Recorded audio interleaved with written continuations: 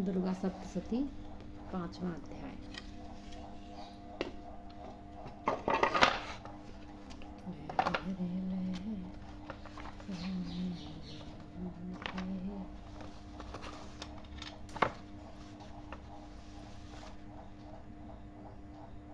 ओम। इस उत्तर चक्र के रुद्र ऋषि हैं, महासरस्वती देवता हैं, अनुष्टुप छंद है, भीमा शक्ति है, भ्रामरी बीज है, सूर्य तत्व है और सामवेद स्वरूप है। महासरस्वती को प्रसन्नता के लिए उच्च चरित्र के पाठ में इसका विनियोग किया जाता है, जो अपने कर कमलों में घंटासूल, हल, शंख, मूसल, चक्र, धनुष और बाण धारण करती है। शरद ऋतु के शोभा संपन्न चंद्रमा के समान जिनको मनोहर कांति है, जो तीनों लोकों की आधारभूता और सम्मूह आदि दैत्यों का नाश करने वाली है, तथा गौरी के शरीर में जिनका प्राकट्य हुआ है, उन माँ सरस्वती देवी को मैं निरंतर भजन करता हूँ। इसी कहते हैं, पूर्व काल में शुम्भ और निशम्भ नामक असुरों ने अपने बल के घमंड के आकर सचीपति इंद्र के हाथ में तीनों लोकों का राज्य और यज्ञ भाग्य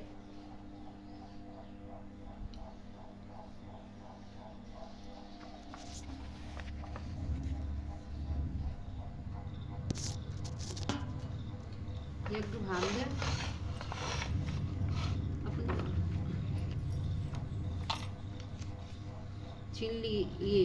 वे दोनों सूर्य, चंद्रमा, कुबेर, यम और वरुण के अधिकार को भी उपयोग करने लगे। वायु और अग्नि का कार्य भी वे ही करने लगे। उन दोनों ने सब देवताओं का अपमानित राज भ्रष्ट, पराजित तथा अधिकारहीन करके स्वर्ग से निकाल दिया। उन दोनों महान असुरों तिरस्कृत देवताओं ने अपराजिता देवी का स्मरण किया और सोचा, जगदम्बा ने हम लोगों को वर दिया था कि आपत्ति कालों में स्मरण करने पर तुम्हारी सब आपत्तियों का तत्काल नाश कर दूंगी।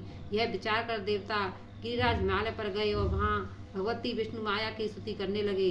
देवता बोले, देवी को नमस्कार है, महादेवी शिवा को सर्वदा नमस्कार है, प्रकृति एवं भद्रका को प्रणाम है। हम लोग नियम पूर्वक जगदम्बा को नमस्कार करते हैं। रुद्रा को नमस्कार है, नित्या गौरी एवं धात्री के बार बार नमस्कार है।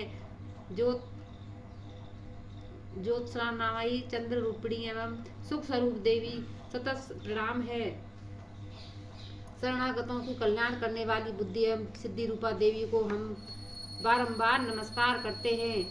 नैश्रति राक्षसों की लक्ष्मी, राजाओं की लक्ष्मी तथा सवर्णी से पत्नी स्वरूपा आप जगदम्बा को बार बार नमस्कार है। दुर्गा, दुर्गपुरा, दुर्गम संकट से पार उतारने वाली, सबकी सारभूता, सर्व कारिणी ख्याति कृष्णा और धूम्रा देवी को सर्वदा नमस्कार है। अत्यंत सौम्य तथा अत्यंत रौद्र रूपा देवी को हम नमस्कार करते हैं, उन्हें हमारा बारंबार प्रणाम है। जगत की आधारभूता कृति देवी को बारंबार नमस्कार है।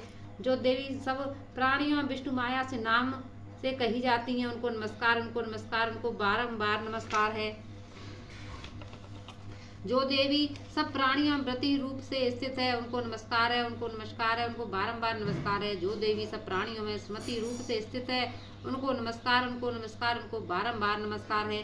जो देवी सब प्राणियों में दया रूप से स्थित है, उनको नमस्कार, उनको नमस्कार, उनको बारंबार नमस्कार है। जो देवी सब प्राणियों में दृष्टि रूप से स्थित है, उनको नमस्कार, उनको नमस्कार, उनको बारंबार नमस्कार है। जो देवी सब प्राणियों से माता रूप से स्थित है, उनको नमस्कार, उनको नमस्कार, उनको बारंबार नमस्कार है। जो देवी सब प्राणियों में भ्रांति रूप से स्थित है, उनको नमस्कार, उनको नमस्कार, उनको बारंबार नमस्कार है। जो जीवों के इंद्रिय वर्ग की अधिष्ठात्री देवी एवं सब प्राणियों में सदा व्याप्त रहने वाली उन व्याप्ति देवी को बारंबार नमस्कार है। जो देवी चैतन्य से इस संपूर्ण जगत को व्याप्त करके स्थित है, उनको नमस्कार, उनको नमस्कार, उनको बारंबार नमस्कार है। पूर्ण काल में अपने अभिष्ट की प्राप्ति होने पर देवताओं ने जिनकी स्तुति की था, देवराज इंद्र ने बहुत दिनों तक जिनका सेवन किया, वह कल्याण की साधना भूता ईश्वरी हमारा कल्याण और मंगल करे तथा सारी आपत्तियों का नाश कर डाले। उद्दंड दैत्यों को सताए हुए हम सभी देवता जिन परमेश्वरी को इस समय नमस्कार करते हैं, तथा जो भक्ति से विनम्र पुरुषों द्वारा स्मरण की जाने पर तत्काल ही संपूर्ण विपत्तियों का नाश कर देती हैं, वे जगदम्बा हमारा संकट दूर करें। ऋषि कहते हैं, राजन, इस प्रकार सब देवता स्तुति कर रहे हैं। उस समय पार्वती देवी गंगा जी के जल में स्नान करने के लिए वहां आई। उन सुंदर मुहों वाली भगवती देवताओं से पूछा, आप लोग जहाँ किसकी स्तुति करते हैं? तब उन्होंने उन्हीं के शरीर को कोष से प्रकट हुई। शिवा देवी बोली, शुंभ दैत्य से तिरस्कृत और युद्ध में निशंभु से पराजित हो यहाँ एकत्रित हुए थे। समस्त देवता यह मेरी ही स्तुति कर रहे हैं। पार्वती जी के शरीर कोष से अंबिका का प्रादुर्भाव हुआ था, इसलिए वे समस्त लोकों में कौशिकी कही जाती हैं। कौशिकी के प्रकट होने के बाद पार्वती देवी का शरीर काले रंग का हो गया, अतः हिमालय पर रहने वाली कालिका देवी के नाम से विख्यात हुई। तदंतर शंभु के भृत्य चंड मुंड वहां आए और उन्होंने परम मनोहर रूप धारण करने वाली अंबिका देवी को देखा। फिर वे शुंभु के पास जाकर बोले, महाराज, एक अत्यंत मनोहर स्त्री जो अपनी दिव्य कांति से हिमालय को प्रकाशित कर रही है, वैसा उत्तम रूप वहां किसी का भी नहीं देखा होगा। असुरेश्वर, पता लगाइए वह देवी कौन है और उसे ले लीजिए। स्त्रियों में तो वह रत्न है, उसका प्रत्येक अंग बहुत ही सुंदर है तो अपने श्री अंगों की प्रभा से संपूर्ण दिशाओं में प्रकाश फैला रही है। दैत्यराज अभी एक हिमालय पर ही मौजूद है, आप उसे देख सकते हैं। प्रभु, तीनों लोकों में मणि, हाथों में और घोड़े आदि जितने भी रत्न हैं, वे सब इस समय आपके घर में शोभा पाते हैं। हाथियों में रत्नभूत ऐरावत, यह पारिजात का वृक्ष और वह उच्च श्रवा घोड़ा, यह सब अपने इंद्र से ले लिया। हंसों के जुता हुआ वह विमान भी आपने आंगन में शोभा पाता है। यह रत्नभूत अद्भुत विमान तो पहले ब्रह्मा जी के पास था, अब आपके यहाँ लाया गया है।